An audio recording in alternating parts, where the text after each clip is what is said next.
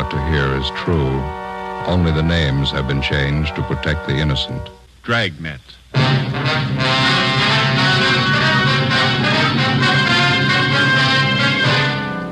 You're a detective sergeant. You're assigned a bunco detail. A gang of petty swindlers has set up operations in your city. They're experienced, cunning. They work fast. Your job, get 'em.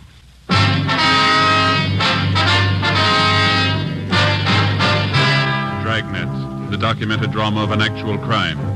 For the next 30 minutes, in cooperation with the Los Angeles Police Department, you will travel step by step on the side of the law through an actual case transcribed from official police files. From beginning to end, from crime to punishment, Dragnet is the story of your police force in action. It was Tuesday, December 14th. It was cold in Los Angeles. We were working the day watch out of bunco detail. My partner's Ben Romero. The boss is Captain McCauley. My name's Friday. It was 10:35 a.m. when I got to room 38, bunco detail. Joe? Yeah, Ben. Joe, this is Miss Bergstrom. You talked to her on the phone last night? Oh, yeah, sure. This is my partner, Sergeant Friday. How do you do? Glad to know you. Would you care to sit down? Thank you.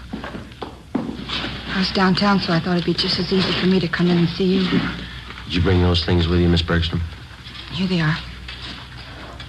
Wristwatch, pen and pencil set. Mm-hmm. Sure make them look nice, don't they? On the outside, yeah. Let me take the back off the watch for you.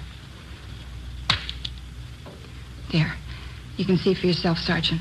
It's junk, not worth 15 cents. Charged me $48 for that watch. Said it was wholesale. He wasn't making any profit on it. Told me he was doing it because he'd known Harry so well. Watch only ran for a day, then it stopped. How about the pen and pencil set, miss? Just as bad. Pen's just a shell, won't even write. Same with a pencil. I paid him $30 for them. Mm-hmm. This engraving on the pen was love from Harry. That's Harry's boy I was engaged to. That's how the man got me interested to start with. Came to my house and gave them to me. The watch and the pen and pencil. Said Harry had ordered them as presents for me. See? I just had to cry when he brought them. Poor Harry. When did this man come to your home, Miss Bergstrom? Yesterday morning. Guess I should have been more careful, but I didn't think anybody would do a thing like that. What kind of a story did he give you? Well, he came to the door and told me his name was Spencer. He said Harry had ordered these things as presents for me, and Harry told him to deliver them to my house. The watch looked beautiful in the case. I didn't know anything was wrong. I see. Would you go on, please? He told me it was a special order. Said Harry had written him from overseas a week before. Harry was in the Marine Corps, you know. Mm-hmm. Well, he said he hoped the engraving was all right. The way Harry wrote, he wanted it in his letter. I just couldn't take it. I cried. This man, he pretended to be a close friend of Harry? Yeah. That's why I showed him the letter. One from the Marine Corps about Harry being killed overseas. When did you receive that letter, Miss Bergstrom? 2 days before, on Saturday. Harry's name was on the casualty list on Monday. Yes, we understand. What did the man do when you showed him the letter? He sympathized with me. Or he pretended to. I didn't think there was any trick. I didn't think anybody was that low. Pen and pencil set looked a little cheap, but I wanted them no matter how cheap they were. Harry's last present to me, that's what I thought. How did he broach the idea of money? Well, when he was ready to leave, he told me Harry had ordered the things on credit. He said he didn't want to mention it, but he wondered how I could get payment for the watch and the pen and pencil. Well, he didn't show you a bill, did he? An invoice listing the price of the watch or the engraving that was done? No. And I didn't want him bothering Harry's mother or father at a time like this. I borrowed some money from my dad and paid him. Let's see, it's $48 for the watch, $30 for the pen and pencil set. Yeah. He gave me a phone number to call if the watch needed adjustment, and when I found the watch was a fake, I called the number. It was a Chinese laundry. They didn't know anything about it. You haven't seen or heard from this man since he left your house yesterday morning? No. Could you describe this man for us, Miss Bergstrom? What he looked like, clothes he was wearing? What? It's right here on this slip of paper, Sergeant. I wrote it all out for you. Thank you. Well, you're not alone, if that's any consolation. There's an Army widow out in Hollywood who was cheated on the same kind of deal last Friday. It's so cruel using a dead person's name to cheat you. Yes, ma'am. How can anybody get lower than that? They keep trying. Ben and I took Miss Bergstrom's crime report. The phony watch and pen and pencil set were booked as evidence. In the past 2 weeks, we'd received a half a dozen identical complaints from relatives or friends of lately deceased persons. The swindler, or con man, as he likes to be called in his trade, gets the names of lately deceased persons from the obituary column or the military casualty list in the newspapers. And then he fixes up some cheap article of merchandise with appropriate engraving and calls on the friends and relatives of the deceased. He pretends to know nothing about the death of the person whom he claims placed the order for the merchandise. In almost every case, the friend or relative agrees to pay for the articles at some exorbitant price. For the con man, it's a lucrative racket. For the public, a vicious one. Wednesday, December 15th, Ben and I looked up an informant, a former con man. What do you think of it, fellas? Been in business for 2 months, doing fine. What do you think of it? Looks great, Judge. Nice setup. Finest baby laundry in South Los Angeles. That's why I advertise. Hey, you don't think that's too broad, do you? No, I don't think so, Judd. You got some nice equipment here. Baby laundry. How'd you ever get started? Father-in-law set me up with a loan. Says he got tired of me trying to sell him bum watches. Well, that's a good break for you, Judd. Say, you got a couple of minutes? We'd like to talk to you. Sure thing. Come on back here. Okay. Fine, thanks. Yeah, it's squared away, living a solid life. Not bad at all, you know. It surprised me. You ever see any of the old gang, Judge? Not much, no. Some of the old grifters look me up now and then, try to touch me. No go. Hey, here you are.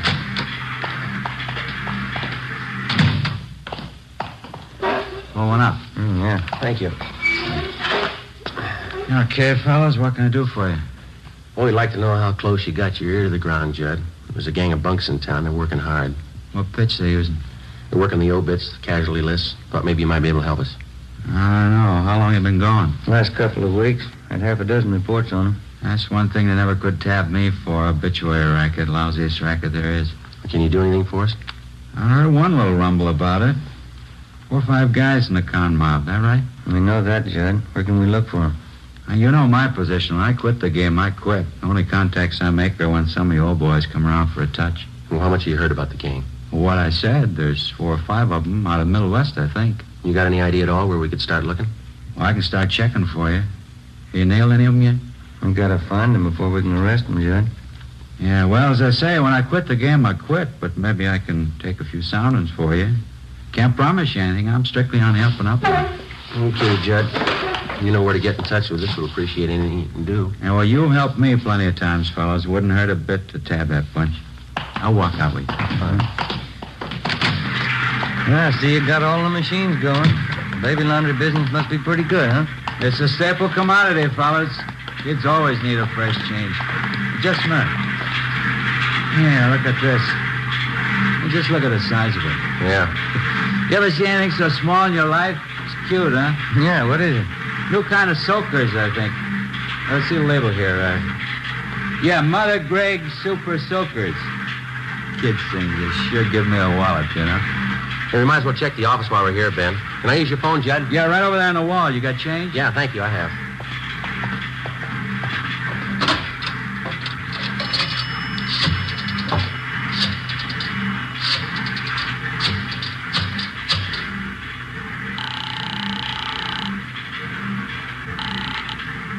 City Hall. 2572. 2572. Bunko fugitive, Brian. Joe Friday, Tom. Anything doing? Yeah, Joe. Think we might have a lead on those bunks working the obituary racket. What do you got? They reached a woman in Highland Park. Where are you?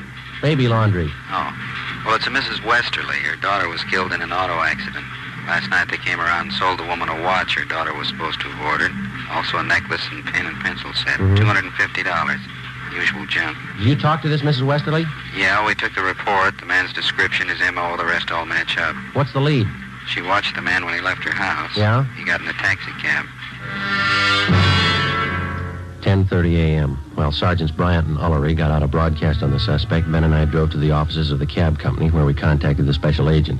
He helped us check the way bills for the preceding night. On the way bill for cab 213, we found the trip listed. Starting point, the intersection nearest the Westerly home. Destination, a hotel on South Flower Street. We went to the hotel and interviewed the desk clerk. From the description we gave him, he identified the man as Fred G. Norris from Minneapolis. At least that's the way he'd signed the hotel register. The clerk told us Norris wasn't in. We had him show us Norris's room.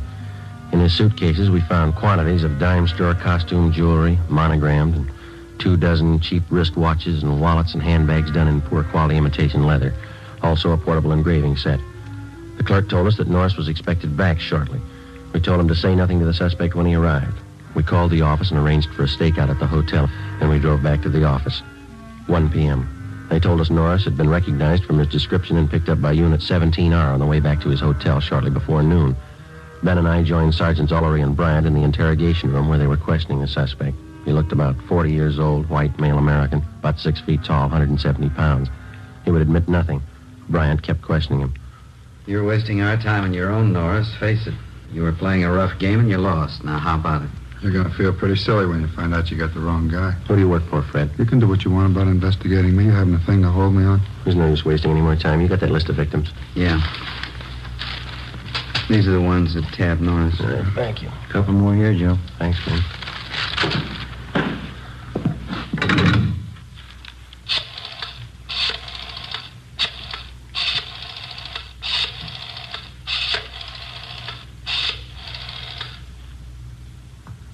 Hello, Miss Bergstrom there, please? Oh, this is Sergeant Friday, Miss Bergstrom, bunco detail. Yeah, we picked up a suspect. We'd like to see if you can identify him. Would it be all right if we sent a car out for you right now? All right, fine. Thank you very much. Bye.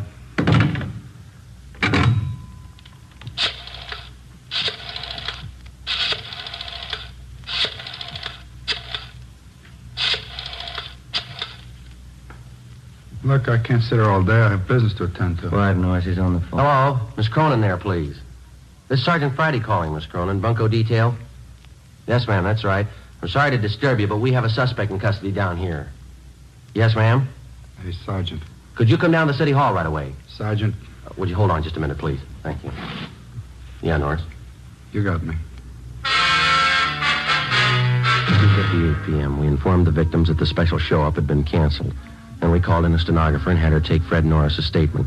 In addition to listing the crimes he committed, he also told us that there were 6 men in the bunco gang besides himself. He gave us the names and descriptions of each one of them. He stated that they'd been operating in Los Angeles for the past 4 months. Norris said that none of them had ever met the leader of their bunco gang. The only contact they had with the leader was through one of the older gang members, a man by the name of Wesley Fisher. Before Norris was taken to Central Jail for booking, he gave us the address of the house where he had been living with the other gang members. Norris's information on the suspects was checked through R&I. We got one mate, Wesley Fisher. He had one prior arrest 2 years before on a grand theft charge, but he'd been released for lack of evidence. 3:15 p.m., together with Sergeants Ullery and Bryant and 2 men from Metro Squad, we drove out to the address given us by Fred Norris. It turned out to be a neat-looking bungalow in the West Hollywood area. Well, let's go.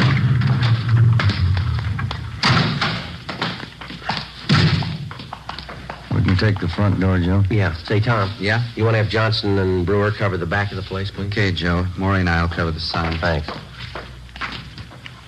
Well, let's go, man. Did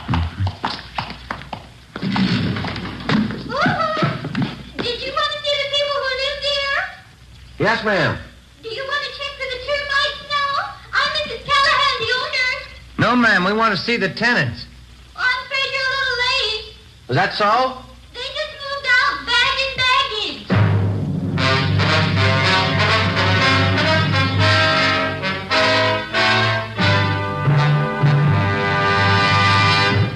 You are listening to Dragnet, authentic stories of your police force in action.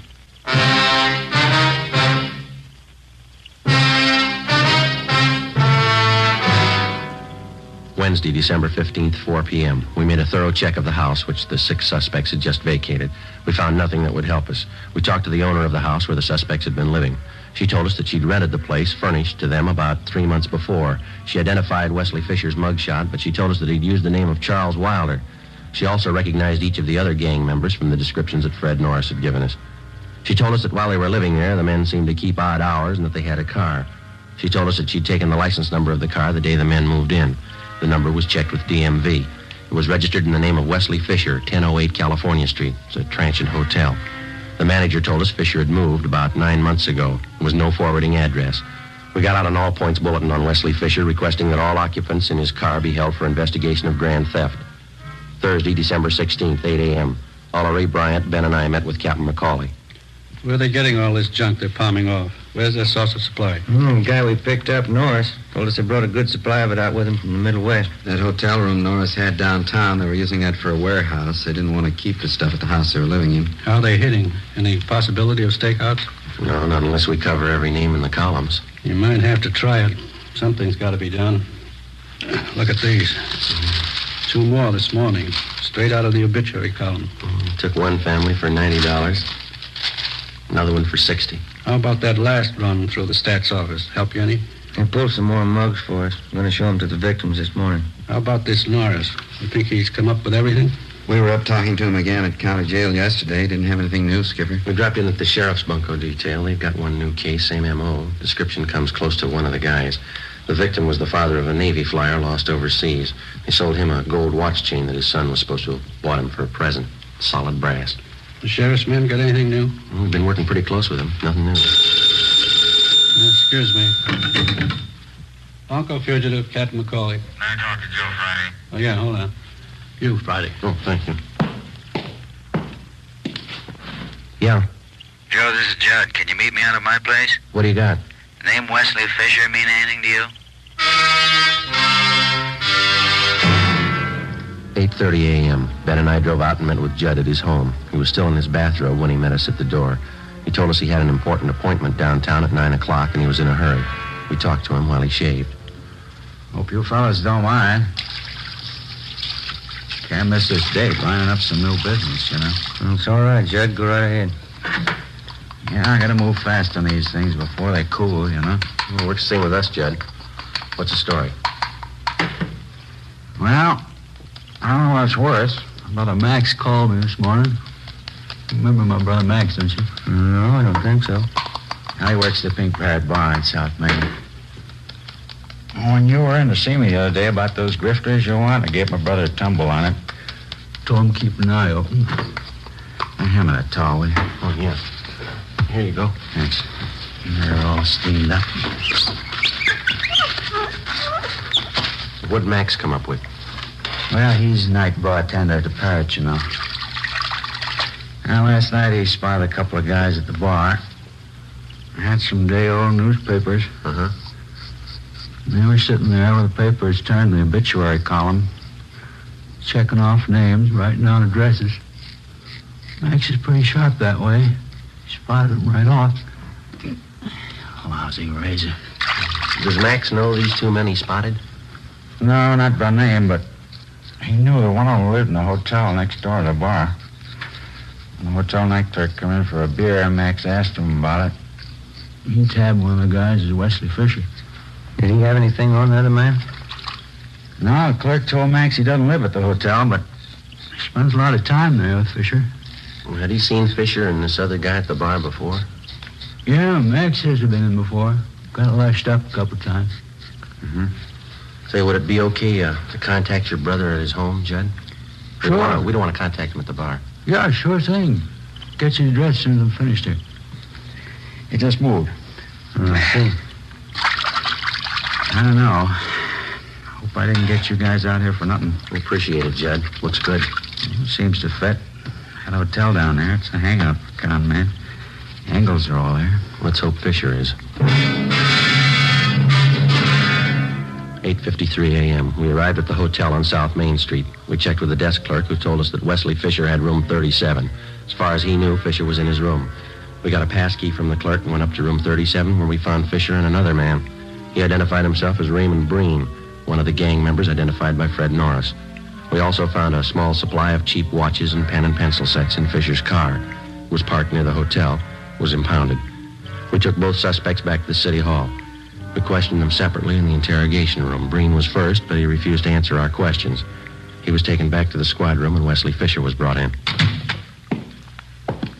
Sit down, Fisher. Thank you. Guess you know why you're here. No, I haven't the least idea. All right, then we'll show you. Do you know Fred Norris? Fred Norris. Name sounds a little familiar. Can't quite place it. Well, he places you pretty well. He says he worked with you and Breen up till a couple of days ago. That's so? Yeah. Says he lived with you in that bungalow out in West Hollywood. That's so. Norris. West Hollywood. When was that? 2 days ago, Fisher. Your landlady identified your mug. She even had the license number of your car. What's it prove, gentlemen? Proves you're lying. You and Breen worked together. You did work with Norris. You're part of one of the filthiest rackets going. Gentlemen, you're making a bad mistake. No, there's no mistake, Fisher. Your picture's been identified by at least a half a dozen victims. Now, you can go on playing coy all you want, but we can prove that the pen and pencil sets that you sold some of the victims are identical to the ones we found in your car. I haven't any idea what you're talking about. Believe me, that's the truth. You wouldn't know the truth if it followed you, mister. Now, look, maybe you're great at conning old men and young girls, but don't try to pass any of it here. Now, just a moment, please. No, you listen, you two-bit thief. I couldn't begin to tell you off for the rotten things you've been pulling off in this town for the past 3 months. That young girl who lost her boyfriend overseas, that widow out in Hollywood, the old man in Highland Park whose wife passed away. You must have felt pretty sharp cheating them out of a few bucks. Maybe you don't remember, mister, but we do and they do. And you're going to pay for them. You all through? I'm through, Fisher. You're just starting. I have nothing further to say, gentlemen. You can talk to my lawyer. We'll give him your new address. Yes? County Jail. Suspects Wesley Fisher and Raymond Breen were booked and transported to the county jail. Both of them were positively identified by the victims. Warrants were obtained for the 3 suspects, Norris, Fisher, and Breen. They were arraigned and held to answer at a preliminary hearing on several counts of grand theft. During the next 2 weeks and through the Christmas holidays, identical complaints of bunco operations continued to come in. Friends and relatives of lately deceased persons were still being victimized. The gang's operations continued as usual. There was only one change. The crime report showed that a woman was now operating in the obituary racket along with the male suspects. Christmas came and went. On New Year's Eve, Ben and I were assigned to standby duty. A few minutes before 8 p.m., we got a call from the county jail that Wesley Fisher wanted to see us. Went to the 10th floor of the jail, the interview room. I'm not going to take all the heat. They're in just as deep as I am. If they can't do right by me, I'll square it up myself. I'll tell you everything I know. Go ahead, Fisher. What is it? Her name's Betty McGraw. She's the one you've been looking for. The whole idea was hers. She planned it out. She got everybody together. It was her show. Where can we find her? 213 Foster, apartment 8. Wesley Fisher gave a complete statement of all his crimes and also implicated the other members. He told us Betty McGraw was his girlfriend. She'd come up with the idea for the obituary racket. She gathered the men together for the job, and it had been planned that she was to stay in the background. In case of trouble, she would furnish aid to the gang members in the form of bail bond money and lawyers. She received a percentage of the take from each of the gang members. We checked her through R&I. She had a criminal history dating back 11 years. We obtained her mugshot. 10:30 p.m. We went out to the address Fisher gave us. A maid answered the door. She told us that the McGraw woman was not there, that she'd gone to a New Year's Eve celebration at a downtown hotel. It was 11:15 when we got there. We identified ourselves to the special officer at the hotel and showed him the mugshot of Betty McGraw. He thought he'd seen her at the main bar. We started looking. Sure do pack 'em in. Yeah. Say, excuse me, please. Can I get through here? Thank you. Sorry, excuse me. Hey, Joe, over this way. I think we can get through. Okay, do you see her yet? No, they're jammed in there. I can't see a thing, but... Hey, wait a minute. Yeah. Can you see down at the end of the bar there? Where? And the black red? Oh, yeah, that's her. Would you let us through here, please? Excuse me. Sorry. Joe? Right behind you. Is your name Betty McGraw? Is your name Betty McGraw? Sure, I'm Betty McGraw. I don't know you. Who are you anyway? Police officer. We'd like to see you outside. Outside? I'm staying in here. This is where the party is, right here. Let's go, lady, outside. Is there a bar outside? I didn't know there was a bar outside. Okay, Ben. Come on, Lenny. I don't know you at all. I'm not going. I'm not going with you. There it is. Happy New Year! Happy New Year! No use trying to get through this. We'll have to wait. Yeah. Well, Happy New Year, Joe. Yeah, same to you. Maybe next year we'll have it all. I don't know why. I always cry when I hear that song. No reason, I just cry. Yeah? Every year, they play it and I cry. No reason at all. You got one this year, lady. Come on.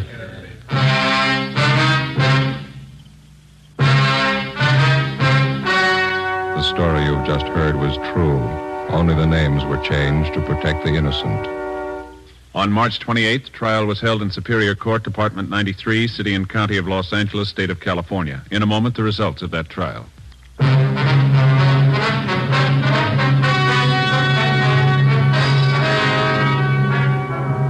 remaining members of the Bunko gang were apprehended and brought to trial.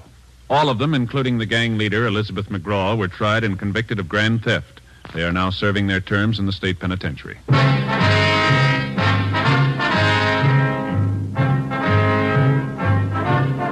You have just heard Dragnet, a series of authentic cases from official files. Technical advice comes from the Office of Chief of Police W.H. Parker, Los Angeles Police Department.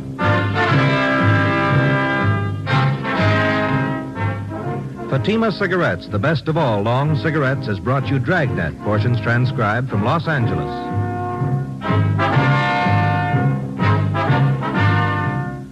Coming up, We the People, then Screen Directors Playhouse on NBC.